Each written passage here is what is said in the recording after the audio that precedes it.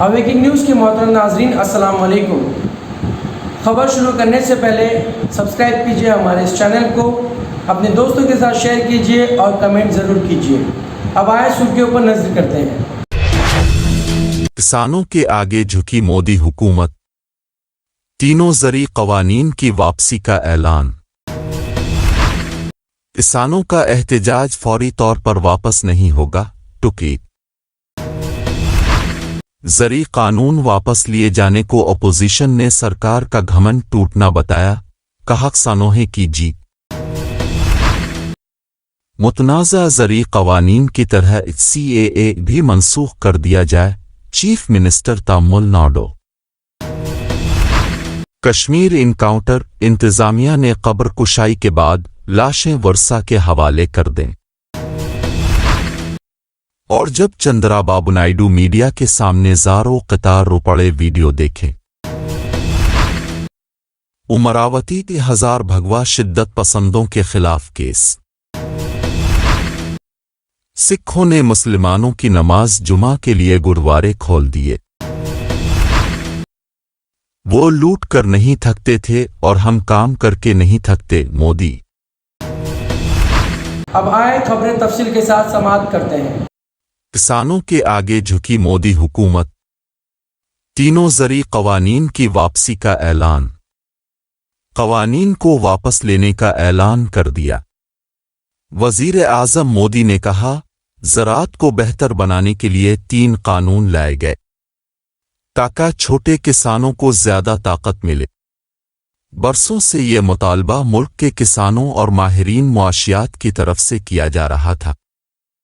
जब ये क़वानीन लाए गए तो पार्लियामेंट में इस पर बहस हुई। मुल्क के किसानों और तंजीमों ने इसका खैर मुक़द्दम किया, हिमायत की।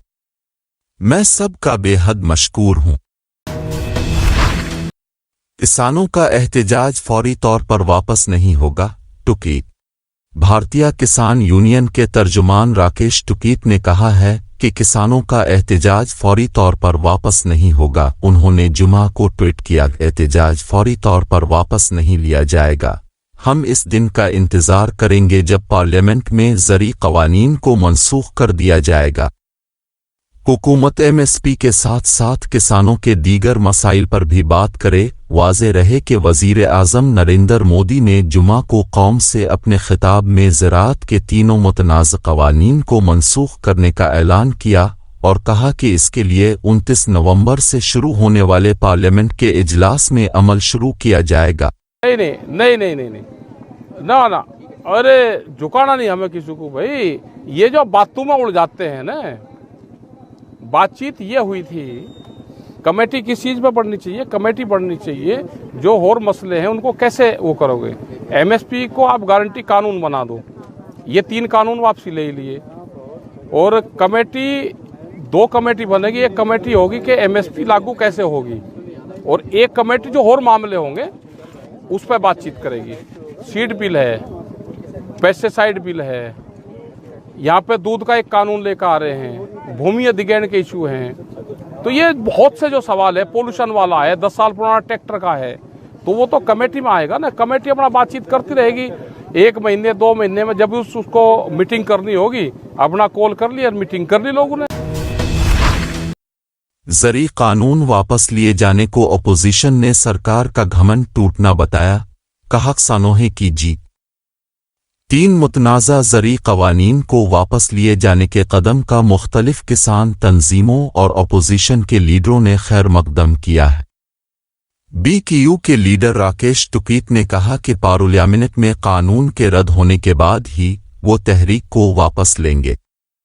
वहीं कांग्रेस ने BJP पर हमला करते हुए पूछा कि क़वानीन की वजह से सैकड़ों लोगों की जान जाने की जिम्मेदारी कौन लेगा। मुतनाज़ा ज़रूरी क़वानीन की तरह CAA भी मनसूख कर दिया जाए, chief minister Tamil Nadu.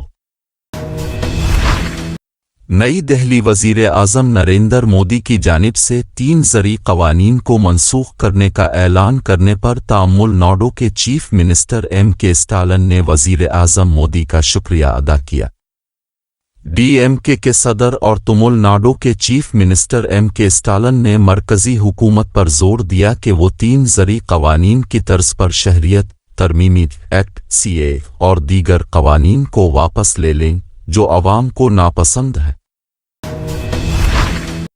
Kashmir encounter, इंतजामिया ने कब्र कुशाई के बाद लाशें वर्षा के हवाले कर दें। मुख्तलिफ हलकों की जानिब से सख्त दबाव के बाद जम्मू व कश्मीर इंतजामिया ने बिलाखिर हैदरपुरा में करकुशाई के बाद 2 कश्मीरियों की लाशें उनके वर्षा के हवाले कर दी। इस दौरान हुर्रियत कॉन्फ्रेंस की अपील पर आज जुमे को कश्मीर में हड़ताल है और जब चंद्राबाबू नायडू मीडिया के सामने ज़ारों कतार रुपड़े वीडियो देखें। दराबाद आंध्र प्रदेश के अपोजिशन लीडर व सदर तेलुगुदेशम एन चंद्राबाबू नायडू ने हुक्मरान जमात वाईएसआर कांग्रेस कायदीन की जानिब से इनकी बीवी बेविंशोर पर भी इल्जामात आयद करने और तनकीदें करने पर ज़ारों कतार रुपड़े। रियासती असेंबली में हुक्मरान जमात वाईएसआर कांग्रेस के खिलाफ शदीद बिरहमी जाहिर करते हुए ऐवान से बाहर आ गए और ऐलान किया कि रियासत में तेलुगुदेशम के इक़्तिदार में आने तक वो असेंबली में कदम नहीं रखेंगे। बाद अज़ा मीडिया के सामने रुपड़े उन्होंने कहा कि उनकी बीवी कभी भी सियासत में हिस्सा नहीं ली। इसके बावजूद वाईएसआर कांग्रेस के कायदीन उनकी बीवी पर तनकीदें कर रहे हैं। ముఖ్యమంత్రి ఈ హౌస్ కు వస్తాను తప్ప అదర్వైజ్ నాకు రాజకీయాలు అవసరం లేదు। ఇది గౌరవ సభ కాదు। ఇలాంటి గౌరవ సభలో నేను ఉన్నానని మరొకసారి విజ్ఞప్తి చేస్తూ మీకు నమస్కారం, ప్రజలందరికీ విజ్ఞప్తి చేస్తున్నా। నా అవమానం మీరందరూ నిండు మనసుతో ఆశీర్వదించమని కోరుతూ అందరికీ నమస్కారం।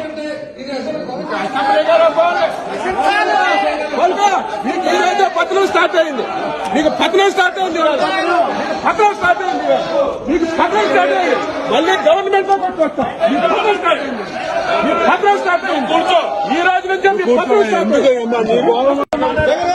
ఈరోజు మనం చూస్తూ ఉంటే ఇది ఏ విధంగా అభివర్ణించ నాకైతే అర్థం కావడం లేదు। ఎప్పుడు కూడా మా మిస్సెస్ నా భార్య రాజకీయాలకు రాలేదు। ఒక్కొక్కసారి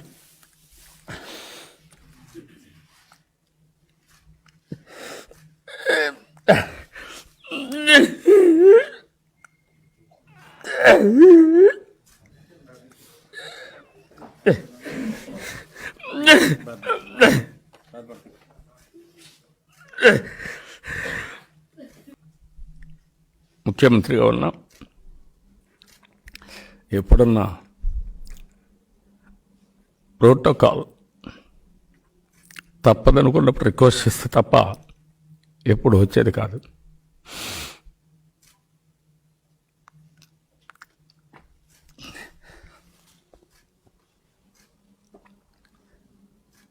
ఇప్పటికి కూడా మా పార్టీ నాయకులు చాలామంది ఆవిడకి తెలియదు, ఎందుకంటే ఆవిడ పని, ఆవిడ వ్యక్తిగత జీవితం ఒక నలుగురికి ఊరుకుంటే సహాయం చేయడం, నన్ను ప్రోత్సహించడం తప్ప ఇంకోటి తెలియని వ్యక్తి। అలాంటి వ్యక్తిని కూడా క్యారెక్టర్ అసాసినేషన్ చేసే పరిస్థితికి వచ్చారంటే ఇది భరించరాని విషయం। ఆవిడ చేసిన త్యాగం కానీ నేను చేసిన పోరాటం కానీ ప్రజల కోసం చేశాం। అయితే ఈరోజు 2.5 సంవత్సరాలుగా నన్ను ఇష్టం వచ్చేట్టు మాట్లాడారు, బండ బూతులు తిట్టారు, మామూలు తిట్లు కూడా కాదు, నా జీవితంలో ఎప్పుడూ ఊహించలేదు। ఒకసారి గతాన్ని తెలుసుకున్నప్పుడు వాజ్పేయి గారు ప్రధానమంత్రిగా ఉంటే నేను ఆయన దగ్గరికి పోయినప్పుడు ఒక అర్ధ గంట లేట్ అయినా వెయిట్ చేశారు। उमरावती के 1000 भगवा शिद्दत पसंदों के खिलाफ केस। शहर में फूट पड़ने वाले तशद्दुद के मामला में गिरफ्तारियों का सिलसिला जारी है। पिछले दिनों में पुलिस फसाद में मलूस 1000 अफराद को तलाश कर रही है, जिनमें बीजेपी और दीगर भगवा तंजीमों के 1000 से जायद लीडर्स और कारकुनान शामिल हैं। पुलिस के मुताबिक अब तक से जायद अफराद गिरफ्तार हो चुके हैं, जबकि दीगर की तलाश जारी है और गिरफ्तारियों का सिलसिला भी जारी है। पुलिस ने बताया कि बीजेपी लीडर और उमरावती के साबिक सरपरस्त वजीर परवीन पोटे को भी गिरफ्तार कर लिया गया है। वो तशद्दुद के बाद से ही अपने कुछ कारकुनान के साथ फरार हो गए थे, लेकिन पुलिस ने उन्हें गिरफ्तार करने में कामयाबी हासिल कर ली है। सिखों ने मुसलमानों की नमाज जुमा के लिए गुरुद्वारे खोल दिए। भारतीय रियासत हरियाणा के गुड़गांव में एक तरफ बाज़ हिंदू तंजीमों की जानिब से खिले मकामात पर नमाज जुमा की अदायगी के खिलाफ एहतजाज किया जा रहा है, जबकि दूसरी जानिब सिखों ने 5 अलग अलग मकामात पर मुसलमानों की नमाज जुमा के लिए गुरुद्वारे के दरवाजे खोल दिए हैं। गुरुद्वारा गोरो सिंह सभा गुड़गांव के सदर शेर दिल सिंह सिद्धू ने कहा है, मुसलमानों को नमाज की अदायगी के लिए दुश्वारी है। वो अपनी तंजीम के ज़ेरे इंतज़ाम 5 गुरुद्वारों में नमाज अदा करने की इजाज़त दे रहे हैं। इन 5 गिरदवाओं में बैक वक्त मजमूई तौर पर 2 से 2500 अफराद की गुंजाइश है। तो मुसलमान भाई अगर जुम्मे की नमाज अदा करना चाहे तो बेसमेंट में कर सकते हैं, इसमें कोई हर्ज नहीं। हम पूरा कोरोना का जो है प्रोटोकॉल वो फॉलो करेंगे, सोशल डिस्टेंस बना के रखेंगे जी। तो कल मुफ्ती साहब भी यहाँ आए, क्या कुछ वार्तालाप हुई? नहीं, वो आए, वो वैसी बात हुई थी नमाज के लिए। हमने उनको बेसमेंट दिखाया, मैंने कहा सर ये बेसमेंट है नीचे, जनाब आप अगर नमाज अदा करना चाहते कर सकते। ये तो गुरु घर हो, ये मंदिर हो, ये तो इबादत की घर है ना, इसमें तो पॉलिटिक्स नहीं होना चाहिए। कोई भी धर्म का आगे अपनी पाठ पूजा कर सकता है। यहाँ तो हमने अपने कर्म सीधे करके जाने हैं, ये स्थान ही वही है सर। वो लूट कर नहीं थकते थे और हम काम करके नहीं थकते। मोदी। महबूबा 19 नवंबर। यूएनआई वजीर आजम नरेंद्र मोदी ने उत्तर प्रदेश के महबूबा में अर्जुन डैम से मुताल्लिक मुआविन प्रोजेक्ट और दीगर आबपाशी प्रोजेक्टों का इफ्तिताह करने के बाद जुमा को यहां मुनक़िदा एक जलसा आम से खिताब करते हुए गुज़िश्ता हुकूमतों पर तंज़ किया और उसके लिए गुज़िश्ता सरकारों को कसूरवार करार दिया। साबिका समाजवादी पार्टी की अखिलेश हुकूमत का नाम लिए बगैर मोदी ने कहा कि पिछली हुकूमत ने बुंदेलखंड के आबपाशी प्रोजेक्टों को मुकम्मल करने में कोई दिलचस्पी नहीं दिखाई। उन्होंने कहा कि खानदान के अफराद की हुकूमतों ने गरीब खानदानों और बेटियों को पानी जैसी बुनियादी ज़रूरत से महरूम कर दिया, जबकि करम योगियों की हुकूमत ने नल से घर तक पानी पहुंचाया। उनका कहना था कि वो लूट मार करते नहीं थकते और हम काम करते करते नहीं थकते। के लिए 400 रुपये प्रति क्विंटल तक एमएसपी बढ़ाया गया है। भारत खाने के तेल में आत्मनिर्भर बने। खाने का तेल विदेश से आयात करने के लिए जो हर वर्ष हम 80,000 करोड़ रुपए विदेश भेजते हैं, वो 80,000 करोड़ किसानों के पास जाएं, आपको मिले, देश के किसानों को मिले। इसके लिए राष्ट्रीय मिशन शुरू किया गया है।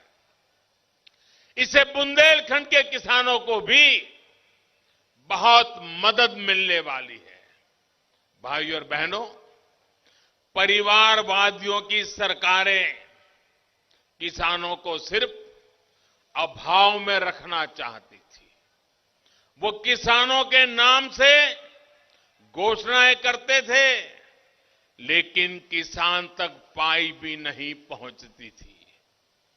जबकि पीएम किसान सम्मान निधि से हमने अब तक 1,62,000 करोड़ रुपए सीधे किसानों के बैंक खातों में भेजे हैं।